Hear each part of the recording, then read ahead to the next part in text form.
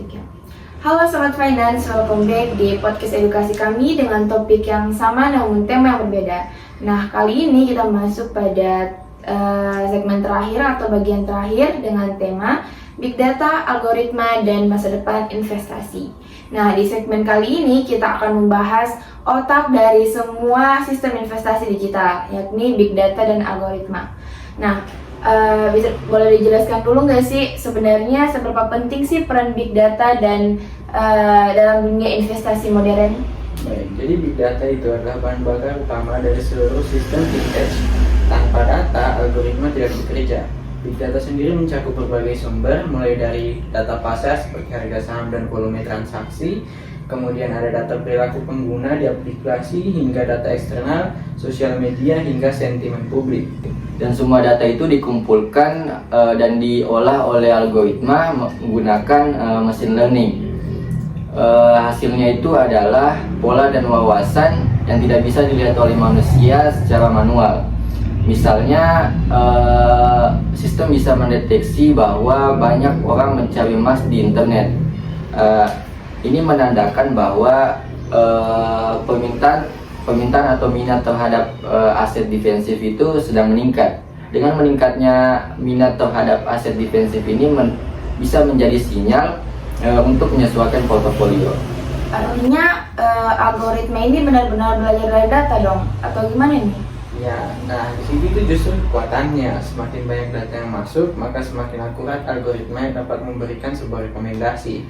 Proses ini tuh disebut data-driven decision making. Namun ada juga tantangan besar, yaitu menjaga privasi dan keamanan data. Karena sistem itu mengakses informasi melalui platform, sehingga platform itu wajib memberikan data governance yang kuat seperti enkripsi, administrasi, dan yang terakhir itu persetujuan pengguna. Oke, baik, dari penjelasan Kakak Fajar tadi kan itu di dalamnya sempat nih Kakak singgung tantangan besarnya, yaitu menjaga privasi dan keamanan data dari pengguna. Kira-kira ada nggak sih lagi aspek yang harus diperhatikan? Mungkin Kakak Aksan bisa menjelaskan. Oke, selain yang dijelaskan Kak Fajar tadi, aspek etika juga itu nggak kalah penting. Algoritma itu harus transparan dan bisa dijelaskan.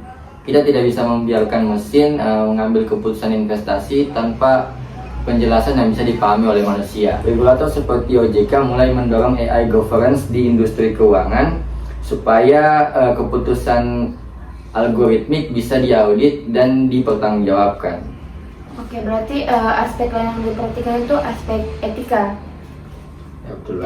Menarik banget ya. Artinya kalau begitu nih, arah perkembangan teknologi investasi ke depan itu bagaimana sih? Kalau ke depan ya, untuk masa depan sendiri itu kita akan lebih sering melihat integrasi yang lebih luas antara AI, blockchain, dan tentunya open investment arsitektur. Nah, artinya sebuah sistem investasi itu akan semakin terbuka dan saling terhubung antar platform. Nah, di situ nanti investor bisa memantau semua asetnya, dan dari saham, reksadana, hingga obligasi dalam suatu ekosistem digital yang transparan. Selain itu, investasi berkelanjutan atau ESG investing juga mulai diintegrasikan ke dalam algoritma. Jadi keputusan investasi itu tidak hanya mempertimbangkan keuntungan, tetapi juga dampak sosial dan lingkungan.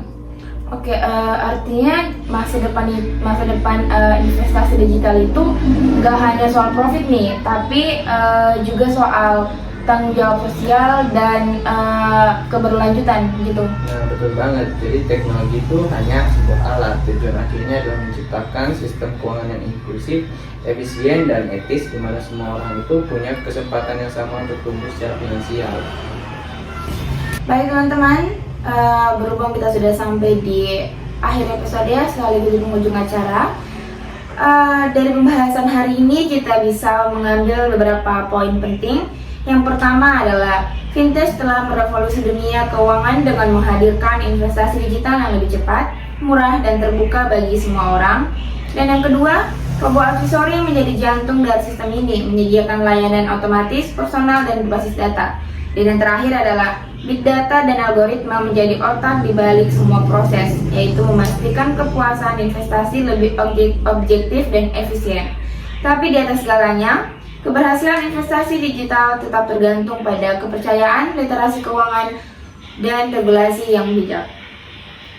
Setuju banget. Teknologi bisa membantu, tapi tanggung jawab dan pengetahuan tetap ada di tangan kita sebagai pengguna. Dan kita harus selalu ingat bahwa investasi digital itu bukan hanya tentang mengejar keuntungan, tapi juga tentang membangun sebuah kebiasaan finansial yang sehat dan berkelanjutan. Terima kasih kepada dua narasumber luar biasa kita hari ini dan teman-teman sekalian yang sudah menyaksikan dan mendengarkan podcast edukasi kami dari bagian pertama hingga bagian terakhir ini. Semoga diskusi pembahasan kami di episode kali ini dapat menambah wawasan pendengar dalam dunia investasi di era digital. Sampai jumpa di episode berikutnya bersama Sobat Finance, belajar finansial, mengenal teknologi, dan menyiapkan masa depan. See you!